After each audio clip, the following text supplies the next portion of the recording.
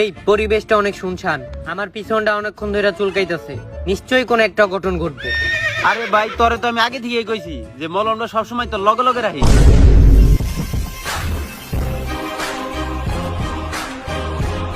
Sir সাইডের খাতে যে কামলা থামলা দিয়ে এলেন নাকি? আরে না, স্যারে মনে হয় র্যাক ডে পালন করে আইছে। দেখছ না স্যারের চোখে মুখে রং লাগে রইছে। স্যার যে কি করছে ওটা তোরা পরীক্ষা শুরু হওয়ার পরেই বুঝবি।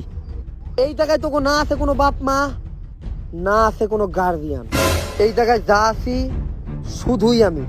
তাই আজকে আমার মনটা একটু ভালো, তাই আমি ভাবতেছি আজকে তোগুলোকে বন্ধু সুলভ আচরণ করবো। নকল তো পোলাপান করতেই পারে, এসএসসি পরীক্ষা যদি পোলাপান নকল না করে তাহলে ওটা পরীক্ষা হলো নাকি? আচ্ছা বন্ধুর মতো তোকে আমি যার যার কাছে নকল আছে বাই করে দিয়ে দে।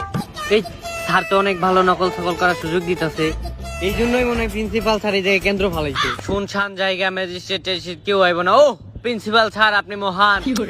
আরে আমি তো তোরে আগেই কইছিলাম যে এইটা তোর মলমের চুলকানি।